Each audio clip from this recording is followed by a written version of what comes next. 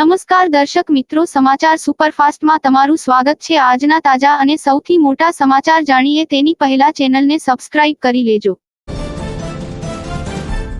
સુકન્યા સમૃદ્ધિ યોજનામાં રોકાણ કરનારા રોકાણકારોને મોદી સરકારે નવા વર્ષની મોટી ભેટ આપી છે।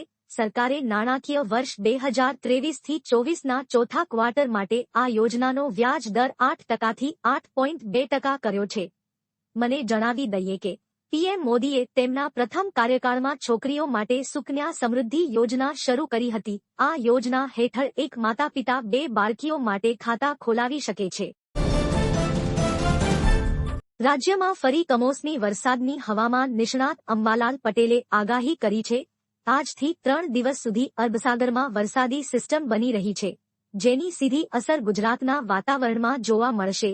દક્ષિણ ગુજરાત અને દક્ષિણ સૌરાષ્ટ્રમાં હળવા વરસાદની શક્યતા વ્યક્ત કરવામાં આવી છે।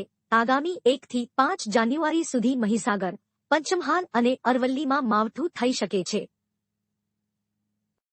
ઉત્તર ગુજરાતના કેટલાક જિલ્લામાં પણ હળવા વરસાદની આગાહી કરવામાં આવી છે। કચ્છ, બનાસકાંઠા અને સાબરકાંઠામાં પણ મધ્યમ વરસાદની આગાહી કરવામાં આવી છે। 5 જાન્યુઆરી સુધી દેશના 70% ભાગમાં વાતાવરણ પલટાઈ શકે છે। રાજ્યમાં કોરોનાની ગતિ બની તેજ। કોરોનાનો નવો વેરિયન્ટ દેશની સાથે ગુજરાત માટે પણ ચિંતાનો વિષય બન્યો છે। રાજ્યમાં નવા 14 કેસ નોંધાયા। અમદાવાદમાં નવા 10 કેસ નોંધાયા। હાલ ગુજરાતમાં કોરોનાના કુલ 66 એક્ટિવ કેસ। દેશભરમાં એક્ટિવ કેસની સંખ્યા 4097 પર પહોંચી છે। નવો વેરિયન્ટ JN1 અન્ય કરતાં વધુ ઝડપથી ફેલાય છે, જો કે હજી સુધી કોઈ ગંભીર કેસ સામે આવ્યા નથી।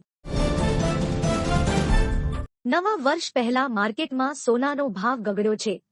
વાયદા બજારમાં MCX પર 114નો ભાવ તૂટતા 10 ગ્રામ સોનાનો ભાવ 63,275 છે। ચાંદીનો ભાવ 184 ગગડીને 74,275 પર અટક્યો હતો। ઇન્ડિયા બુલિયન એન્ડ જ્વેલર્સ એસોસિએશનની અધિકૃત વેબસાઇટ IJRETS.com મુજબ 999 પ્યોરિટીવાળું 10 ગ્રામ સોનું આજે 120 તૂટીને 63,332 તેમજ ચાંદી પ્રતિ કિલો 875 ગગડીને 73,758 રૂપિયાના સ્તરે જોવા મળી રહી છે। વિદ્યાર્થી નેતા યુવરાજસિંહ જાડેજાએ વધુ એક ભરતી કૌભાંડ અંગે પ્રેસ કોન્ફરન્સ કરી હતી। તેમણે દિયોદરના કેતનકુમાર શાહ અને રણજીત ઓડના નામનો ખુલાસો કરીને માહિતી આપી છે।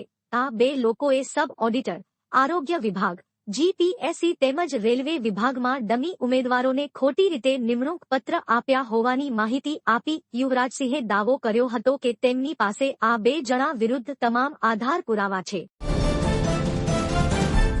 હાલમાં ઘરેલું વપરાશ કરતા LPG ગેસ સિલિન્ડર ઉપર સરકારની યોજના મુજબ સબસિડી રૂપે ગ્રાહકના ખાતામાં રકમ જમા થઈ રહી છે, પરંતુ 31 ડિસેમ્બર પછી જેમણે આધાર કાર્ડથી ગેસ કનેક્શનનું KYC કરાવ્યું હશે તેના ખાતામાં જ સબસિડી જમા થનાર છે।